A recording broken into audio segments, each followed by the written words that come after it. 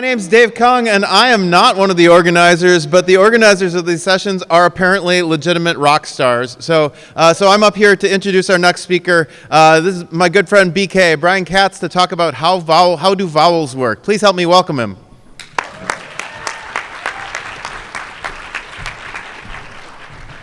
Hi everyone, can you hear me all right? Great, okay. We're gonna do a couple of things.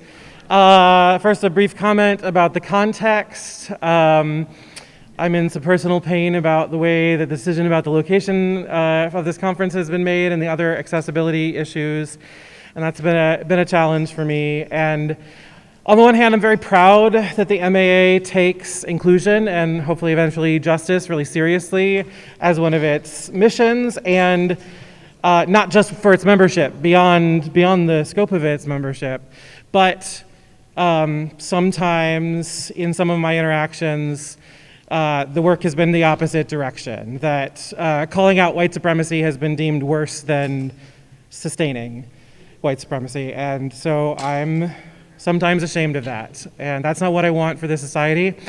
And but I will continue to work to push us in the direction of justice. So hope you will join me in that. And given that you're here, let's talk about some vowels. We're gonna do an activity that I do in my calculus classes. Sadly, at this scale and in this timeline, we can't do the super interactive exploratory version of it, so I'm going to do a little bit more telling you about partial differential equations than I would usually do. And then we'll talk briefly about why I think an activity like this is fun and important to do with students. So the core question of the talk is, how do vowels work? Talk to your neighbor for 15 seconds. How do vowels work? Mumble, mumble, mumble, mumble. How do vowels work? It's intentionally vague. All right, so the three most common answers to this question I get is listing the vowels in English, A-E-I-O-U or A-E-I-O-U, pitch, and I get what people are saying here, but you can hear that I'm singing ah, and ah. Not to sing the Phantom of the Opera by accident, but I'm changing the pitch, but you can still tell I'm singing an ah. So it can't be a simple version of pitch. And the other one is shape of my mouth or shape of my face, which never hurts my feelings, but I suppose it could get close to that. And it is true that that's what's controlling the vowel, but you can't see the shape of my mouth. I'm wearing a mask for COVID purposes, but you also I could cover that and you still couldn't see it. So the real question I'm asking is, what are you perceiving as a vowel? Your ears are not perceiving the shape of my mouth. Your ears are perceiving the results of the shape of my mouth. So we can do a little bit of calculus to figure out what's going on here. And it turns out that part of what's happening here is that sounds that we find out in the real world are actually a bunch of sounds all together. But we already have a word for that, and that's noise. Right? A bunch of sounds all together we usually call noise. You might be familiar with several different kinds of noise. These are pictures that I got from Wikipedia of white noise, gray noise, pink noise, red or sometimes brown noise, although it's brown for Brownian noise. And in some sense, all of them are about something's being constant. Either the amount of energy is constant, the intensity is constant, the perceived intensity is constant if it interacts with the human mind, other kinds of things are constant. But these sounds, these noises, are in some sense the opposite of a vowel, the opposite of communication. We treat them as not having information rather than communicating some specific information. So that's not it. We need a different kind of sound to get at what vowels are. So we're going to go to like the very simplest thing. For example, that's a vibrating string, or played here. It looks a little like this. I'm inordinately proud of how hard it was to get a GIF in a PDF from LaTeX. And so we got these vibrating strings, and that's going to be our simplification. So what's our heuristic? Those of you who know some partial differential equations, this is going to be some familiar wave equation content. So the heuristic here is that the acceleration, the second derivative with respect to time, or the force, if you like, is proportional to the curvature of the string. I don't know that I can justify that fully at a mathematical level, but it's a very familiar physical equation. K is some physical property of the string, sort of how heavy it is or how resistant it is to vibrating or something like that. And just to think through this partial differential equation, the unperturbed string has no curvature and doesn't move, has no acceleration, and those two are proportional to each other at all time. That makes sense. So we got sort of the one stable solution. So let's make a simplifying guess as we try to solve other solutions to this equation. Rather than thinking that the second derivative with respect to the position is proportional to the second derivative with respect to time, let's say both second derivatives give you something that looks like the original function, right? Because they're derivatives with different variables. It seems reasonable that they're independent of each other. So let's make that simplifying assumption to get started here with our differential equations. So starting from the second partial with respect to position is proportional to the original function. What functions can we think about? Well, my Calculus 1 students have no trouble listing a couple of functions with this property, like sine and cosine. Second derivative of sine is negative sine. Second derivative of cosine is negative cosine. They also generate, eventually, e to the x. They often don't know about complex exponentials, sort of seeing that that's really one answer. And with some nudging, they can get sort of transformations of those two. Sine of some scalar times x and other exponentials. So, but from the expert perspective, that really is just, that's one idea. There's that kind of function. And then asking exactly the same question, what are some functions that are unchanged by two partials with respect to t? We get the same set of functions, except they're functions of t rather than functions of x. So what are my actual, now I gotta combine these somehow. What are my actual functions that are a solution to the wave equation? I gotta somehow combine these. And if we were in calculus, we'd spend a lot more time thinking about this. But if you have two functions of x that each have the property and you add them together, you get another function of x with that property, so we add there. But if we want to take derivatives with respect to two different variables, in order for everything not to disappear, they need to be multiples of each other. They need to sort of act like coefficients rather than act like sum ends to each other.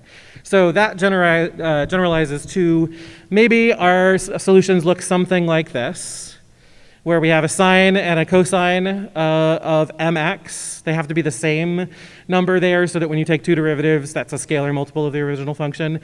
And on the time side, it's also a sine and a cosine, again with the same coefficient in each of them. But we haven't used everything we know about the string. The other thing we know about the string is it's pinned down at the ends. It has length, let's call the length L, and it's pinned down at the ends, which means the displacement at the ends is always zero. It doesn't matter what time we're talking about, the height at any time is always zero. So let's use the one on the left. Just plug in 0 for x. This term on the right here, the ones with t in it, if that were 0, then there would never be any change with respect to time. Going back to the original partial differential equation, that means there would never be any change with respect to x. We'd get the trivial solution that we've already talked about. So assuming we're not talking about the unperturbed string, this term on the right is in general non-zero, which means the term on the left must be 0. It's a product. Sine of 0 is 0, so that's good. That's not a problem. But cosine of 0 is 1. And so to make that term go away, b must be 0. So we use one of our endpoint boundary conditions to conclude that b must be 0. Similarly, using the other endpoint, this term has already disappeared, this term must be 0, which means ml has to be an integer multiple of pi. This is the big moment. This is why it's no longer noise. We're only getting integer multiples of something. So what have we got? We've got a function that looks like this. We're going to quickly think about what n has to be to say that it's also determined. So returning to the original partial differential equation, writing out the actual partials of this function that I've got, I can write an equation for n, and I can solve for n in terms of the integer z, pi, l, and k, all things that I assumed were given to me before. So now I have a solution for each integer z to this equation. And since derivatives are linear, I can add these together to get complicated solutions to this differential equation. And so the summary of all of this calculus, that would have been way more fun to talk to you about for an hour with explorations, is that a vibrating string produces integer multiples of the lowest frequency string vibration, not arbitrary collections of sounds. So we're no longer talking about noise, we're talking about something that looks more like this, where if the frequencies are on a linear scale, then we get sort of intensities that spike at every integer. And so Dave's about to play his guitar in a second. This is what those strings are sort of looking like. They're vibrating like this, but the string is actually doing all of these vibrations. And usually when Dave wants to play a higher note on his violin, he presses his finger down and he makes the string smaller to get a higher pitch, like this. But what I'm claiming is those pitches are already there. They're already in the sound, and we can hear them. So these sounds are in musical instruments, and we can hear them. So Dave, can you play an open string for us? Can you touch the middle of that string and press it hard? And now can you lightly touch the middle and play as well? Does that sound the same as pressing hard in the middle? It does to me up here. I don't know if you can hear it through the microphone. Can you do it one more time? Here's pressing hard in the middle, and here's pressing lightly. And Dave, can you be even slicker for us and slide around?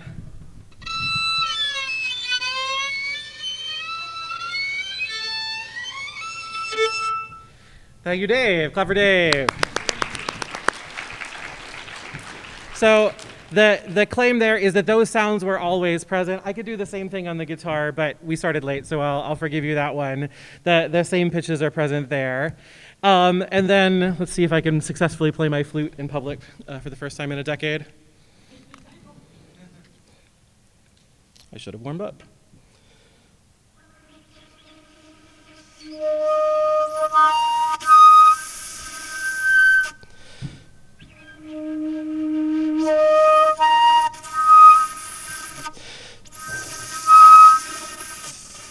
Oh dear, too sweaty. Can you hear that the notes were changing, but I wasn't moving my fingers? All of that is saying is that all of that was in the original sound. It was just quiet. You were used to hearing it as one sound rather than as individual sounds. So that's sort of the claim, that that's what a vowel really is. It's those multiple sounds together.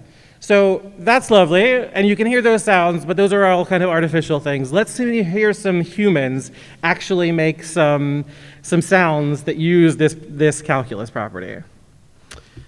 Here we go. So this is a Tuvan throat singing band called Alash, and they're awesome. And now to something new and exciting. I'm very in the sorry, AI space there's a for commercial. Grammarly Go. It's a new product that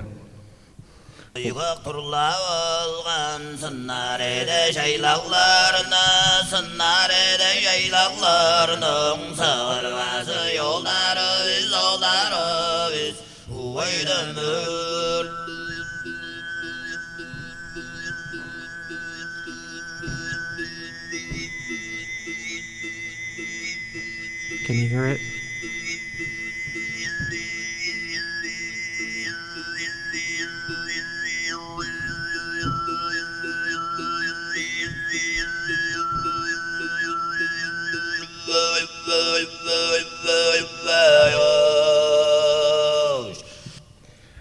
Yes, we can clap for them. So that's called Tuvan throat singing. They're making the lowest sound, but they're controlling the power of the lowest sound so you can hear the other ones, and they're using it like a flute as a dynamic instrument. Here's a second one. This one comes with a spectrogram, so you're going to be able to see which frequencies. This spectrogram is oriented vertically rather than the ones that I showed you were horizontal. But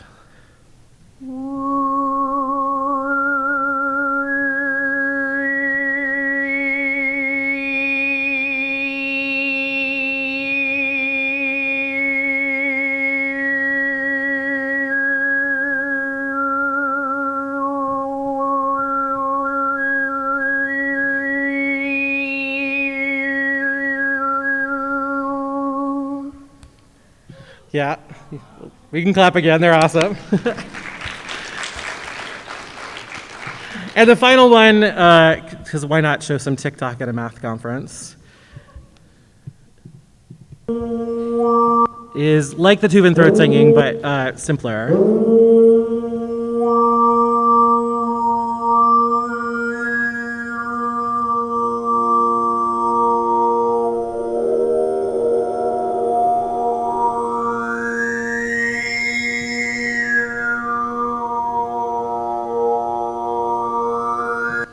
Humans are freaking awesome, aren't we?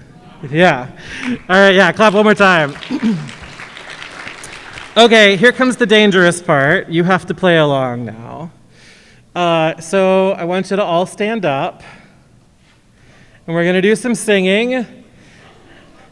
I'm going to give you a note. I'm going to ask you to keep singing, do your best. It's fine if you have trouble matching pitch. We'll get there.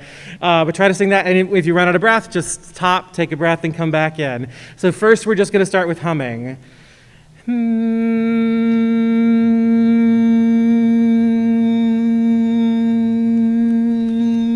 Keep going, keep going. Now I'm going to change my vowel.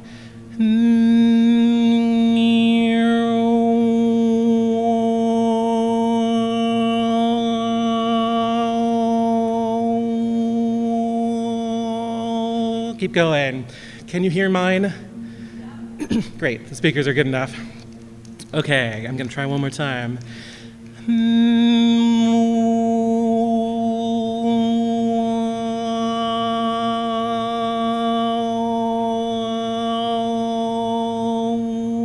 Okay, keep humming, and now start changing your vowels.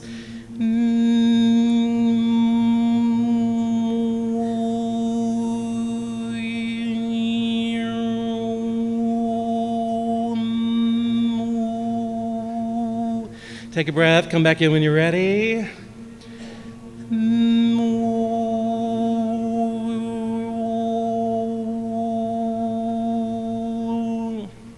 Thank you, clap for yourselves. Excellent work. And so now you get, like, somebody was saying earlier, Jason was saying earlier that he gets tricked by the beginning of the song every time. Even knowing that that's how your vowels are functioning, you probably can't hear it in English speech, but it's a thing you can sort of attend to moving forward. So I hope you play with this. I find it particularly dangerous to walk in a cement staircase, because I just end up singing and harmonizing with myself. And maybe that this will be a tradition at math conferences moving forward. So very briefly, why do I think a conversation like this is a productive one to have with my students? Well, there's the familiar reason of lots of applications are motivating. I think this one is particularly powerful because it makes sense of a hidden structure in our daily lives. Like, you just perceived something about your own voice that you may never have heard before. Some applications feel like they're technically applications, but they don't actually feel like they explain anything about our world. This one to me really feels like it explains something about my experience. Obviously, there's some concepts here. I have this conversation with my Calc 1 and Calc 2 students. If they've already talked about implicit differentiation, they've already had the conversation about when there's multiple variables, sometimes you treat one as a function of the other, and that would be implicit variables. It's really easy to say there are other situations where you might want to treat them as independent of each other. Great, now they know how to take partial derivatives. And they can do all of the calculus stuff that we did, and they can solve this differential equation, which is also a really excellent step forward there.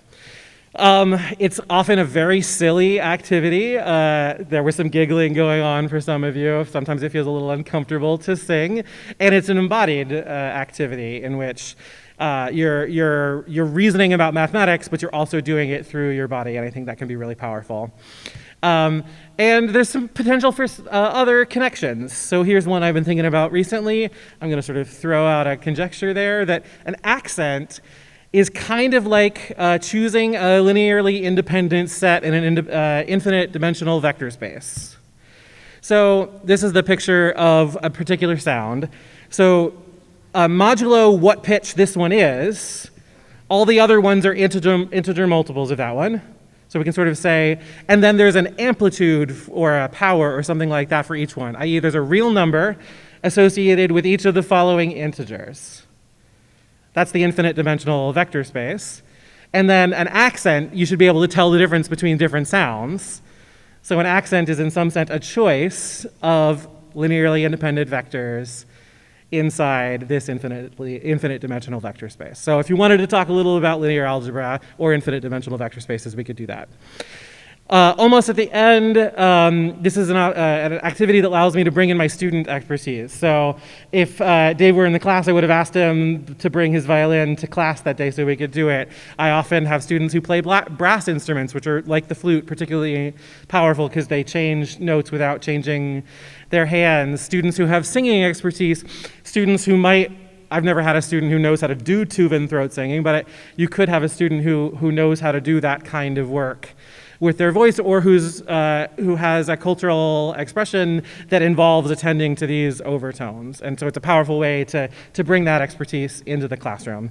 And finally, for me, my undergrad degree is in music, if that shouldn't surprise you at this point. But I think it's really important as a mathematician and as a queer person that I'm a multifaceted person in my classroom. So I'm not just somebody who happens to know calculus. I'm a person with all these other interests, and you should expect me to bring some of those into the classroom, just like I should expect you to be a whole person. Not that I'm going to demand you show all your vulnerabilities to me, but this should be the kind of place where it's normal to bring your full self to the classroom. And so I think this activity helps me do that. So just to wrap up here, if you want to chat, that's my email address for the recording. This is probably something that might be more fun to folks. Those are 5 links that can take you to those audio things that I shared with you. And thank you very much for singing with me today.